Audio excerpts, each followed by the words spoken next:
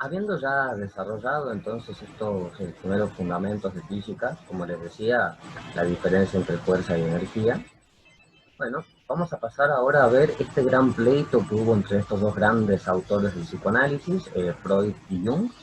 Y bueno, vamos a tratar ahora de abordar el conflicto, pero sin esos unilateralismos que han caracterizado tanto a este debate, ¿bien? Vamos a despojarnos un poco de estos estereotipos y prejuicios y vamos a hacer una lectura con paño frío de lo que dijo Freud de la libido y de lo que dijo Jung de la libido, ¿bien?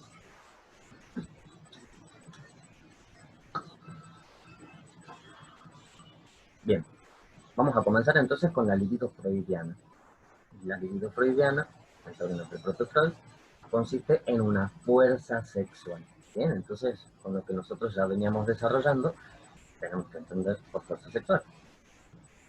Bien, para entender eso, vamos no solamente a rescatar nuestro concepto de fuerza, sino que vamos a retomar los elementos epistemológicos que habíamos desarrollado desde el texto de Lacan de 1936, Más allá del principio de realidad, donde nos da justamente estos elementos epistemológicos, y bueno, hemos ubicado justamente los elementos que con respecto a Freud corresponden, ¿bien?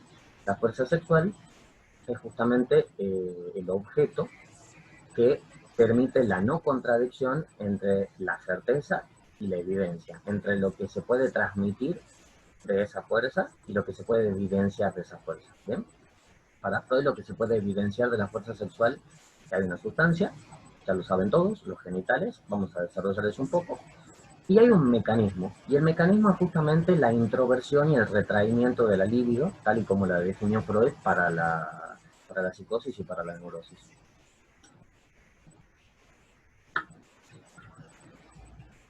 Bien, entonces vamos a pasar a abordar esta evidencia que habíamos dicho era la sustancia sexual. Experiencias hechas con la extirpación de las glándulas genésicas, o sea, los testículos y los ovarios, en animales, y la implantación alternativa de tales órganos en vertebrados, han arrojado por fin una luz parcial sobre el origen de la excitación sexual y empujado a un plano todavía más secundario la supuesta importancia de una acumulación de los productos celulares genésicos. Pues acá Freud nos está planteando que inclusive más importante que el producto celular es el tejido genésico, ¿bien? Los ovarios y los testículos, ¿bien?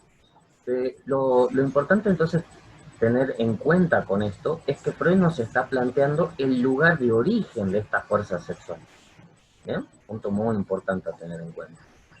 Se ha hecho posible el experimento de mudar un macho en una hembra y a la inversa, una hembra en un macho, en cuyo proceso la conducta psicosexual del animal varía de acuerdo con los caracteres genésicos somáticos y juntamente con ellos. ¿Bien? Esto es Tres ensayos de una teoría sexual, página 1220, desde la traducción de Ballesteros.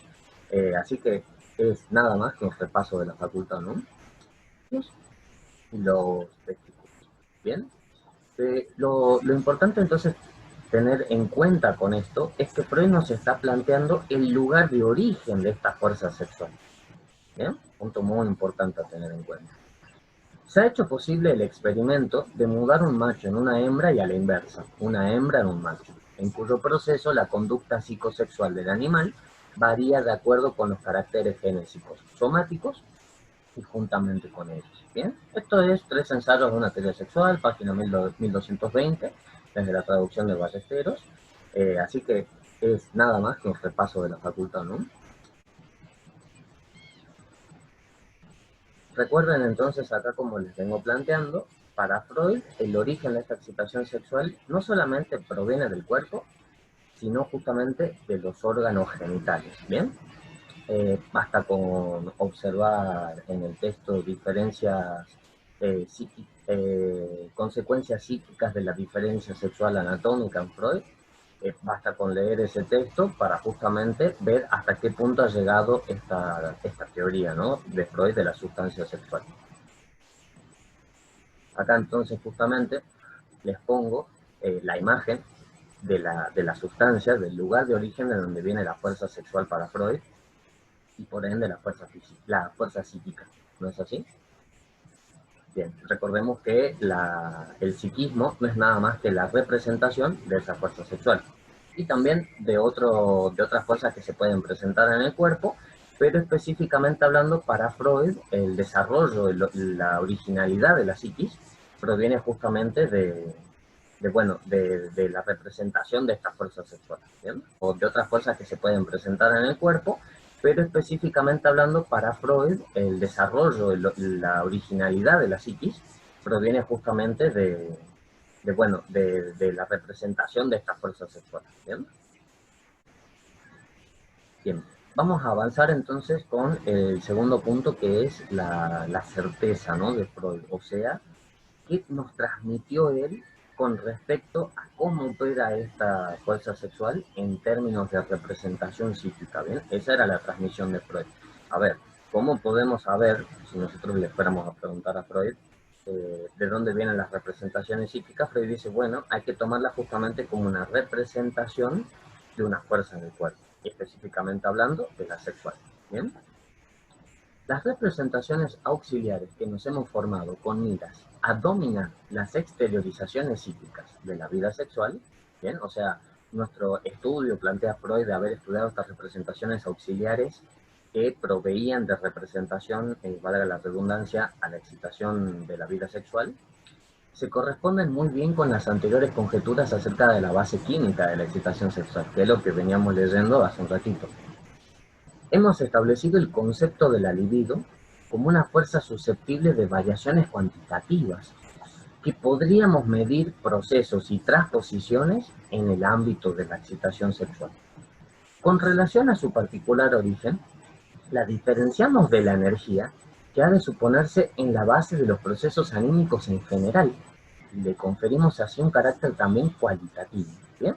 O sea que Freud nos está dando también él la diferencia entre fuerza y energía, lo cual da cuenta de que Freud leía física, de hecho Jung también, ya lo vamos a desarrollar, pero él justamente está planteando que con respecto a lo que sucede en lo anímico, eso sí lo podemos plantear en términos de energía, que era la representación psíquica de lo que yo les hablaba, que era precisamente la representación auxiliar del físico para tratar de medir un objeto en la realidad, ¿no? Acá Freud nos está diciendo lo mismo. Con el concepto de energía para el ámbito anímico y con el concepto de fuerza para el ámbito biológico. ¿Bien? Al separar la energía libidinosa, o sea, la representación psíquica de esa fuerza sexual, de otras clases de energía psíquica, damos expresión a la premisa de que los procesos sexuales del organismo se diferencian de los procesos de la nutrición por un quimismo particular. ¿Bien? O sea que acá al mismo tiempo Freud está rescatando justamente estas grandes obras revolucionarias que surgieron contemporáneas a él. No las vamos a desarrollar ahora, pero con nombrar a Havelock Ellis, por ejemplo, es uno de estos grandes autores que Freud ha citado. Y con respecto a esto, lo que veníamos hablando entonces es que Freud se monta este tren de separar a la función sexual en el cuerpo biológico como un ámbito distinto. ¿Bien? Y lo que quiere aportar justamente Freud a este desarrollo es que el análisis de las perversiones y psiconeurosis nos ha permitido inteligir que esta excitación sexual no es brindada solo por las partes llamadas genésicas, sino por todos los órganos del cuerpo. ¿Bien? Entonces, acá Freud lo que nos venía desarrollando, lo que yo ya les venía advirtiendo, que bueno, que todo el organismo va a participar de esta representación anímica, ¿no? Pero solo la sexualidad va a tener una supremacía sobre todo lo demás.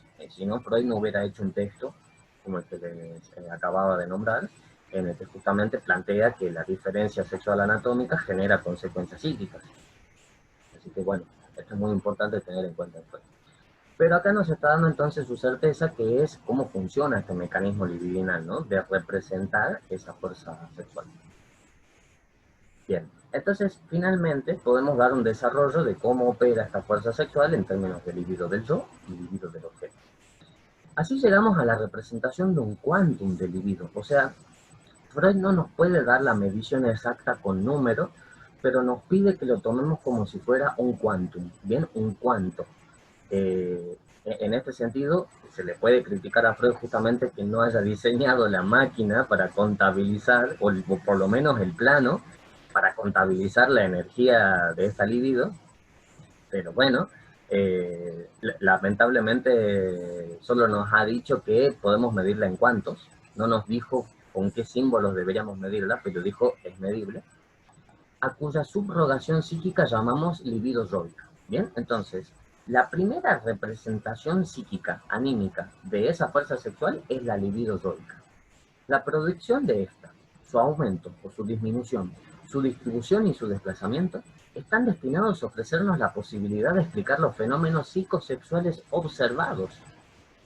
Ahora bien, esta libido yoica solo se vuelve cómodamente accesible al estudio analítico cuando ha encontrado empleo psíquico en las investiduras de objetos sexuales, vale decir, cuando se ha convertido en libido de objeto. ¿Bien?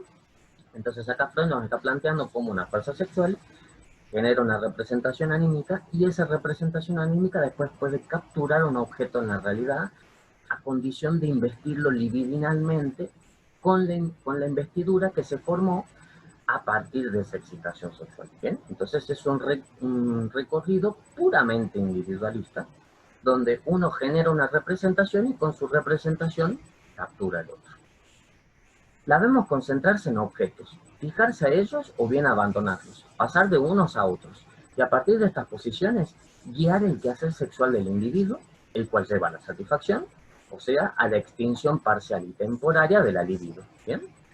El psicoanálisis de las denominadas neurosis de transferencia, histeria y neurosis obsesiva, nos proporciona una visión cierta de esto. ¿Bien? Entonces, con lo que estábamos planteando acá es que cómo entra en no contradicción justamente esta fuerza y esta energía del modo en que acabamos de explicar. La fuerza se genera en el individuo, a partir de esa fuerza se exige una representación anímica y esa representación anímica después realiza un trabajo en la realidad, ¿bien? O sea, captura otro objeto. Y de esta manera, en la que a medida que se va cambiando de objeto, nos fijamos o variamos, se va desarrollando todo el quehacer sexual del individuo, ¿no? Así que bueno, con esto, como les decía, estamos haciendo un repasito de Freud. Entonces acá lo que les proveo justamente es este esquema en el cual podemos ver cómo la libido narcisista se desplaza hacia otros objetos con la finalidad de investirlos libidinalmente, o sea, capturarlos por esa representación que se ha formado por la fuerza sexual. ¿Bien? Como verán aquí, no he representado la fuerza sexual porque precisamente se trataba de un movimiento, una acción que provenía de la realidad. Acá solamente lo estoy graficando en términos de dos dimensiones, ¿bien? Entonces es por esa la razón que no puedo graficar la fuerza sexual. Pero tengas en cuenta justamente que la libido es la que va a ser de representante en este mundo ideal de la fuerza sexual, ¿bien? O sea, en esta representación anímica, ya que no hay otra forma de representar anímicamente esa excitación que no sea a través de la libido narcisista, ¿bien? Entonces esto me parece que es un punto muy importante porque acá no está hablando Freud del mismísimo desarrollo del narcisismo, ¿no? A partir de esa excitación sexual, a partir de darle una representación.